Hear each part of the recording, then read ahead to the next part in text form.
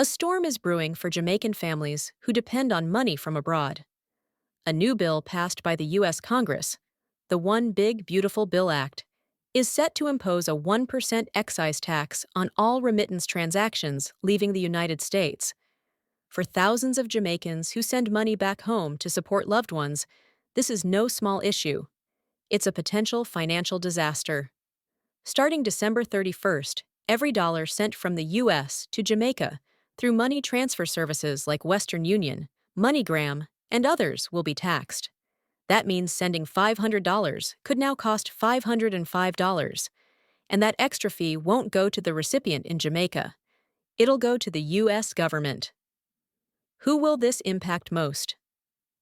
Let's be real. This tax isn't aimed at wealthy Americans. It's aimed at immigrants, many of whom are already working multiple jobs just to survive. For Jamaicans living abroad, especially those undocumented or in low-paying jobs, this adds an extra burden to their already difficult lives. They're not just sending spare cash. They're supporting families, paying school fees, covering rent, medical expenses, and more. And on the receiving end, Jamaicans back home will feel the squeeze immediately. Why this matters to Jamaica's economy. Jamaica relies heavily on remittances. In fact, remittance inflows totaled over $3 billion in 2023, making it the second-largest source of foreign exchange after tourism.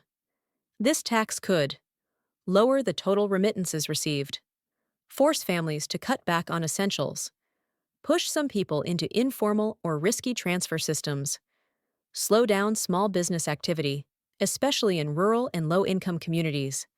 It's not just about a 1% fee. It's about the ripple effects on food security, education, healthcare, and housing. Where did this come from? The One Big Beautiful Bill Act was introduced by conservative lawmakers in the United States and is expected to be signed by President Donald Trump, who has been pushing a stricter agenda on immigration and border policy. Supporters claim the tax will help fund domestic initiatives and ensure that money leaving the U.S. is properly tracked and taxed. But critics say it's another way to punish immigrant communities, while using them as a source of revenue. Let's be honest, remittances are a lifeline, not a luxury, and Jamaicans are once again being asked to carry the weight of political decisions they had no voice in. Is this fair?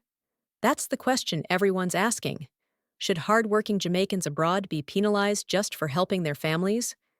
Should the U.S. be able to profit off every single dollar leaving its borders, even when that money is going to feed children and pay rent? Worse yet, there's a growing fear that this could set a global precedent. If the U.S. starts taxing remittances, will Canada, the U.K., and other countries follow suit? This isn't just about fees, it's about power. It's about how immigrant communities, especially Black and Caribbean people, are often the first to be taxed, the last to be heard, and the easiest to target. What happens if fewer Jamaicans can afford to send money home? What happens when rent is due and the money doesn't arrive on time? What happens to the struggling vendor, the university student, the sick grandparent? This tax could change lives, and not for the better. The Jamaican government has yet to formally respond to the bill, but pressure is mounting for the Caribbean community and diaspora advocates to speak out because while the fee may look small on paper, the real cost could be massive. Stay with Jamaica Vox for more updates as this story develops. We're here to bring you the truth, the context, and the conversations that matter most to Jamaicans worldwide.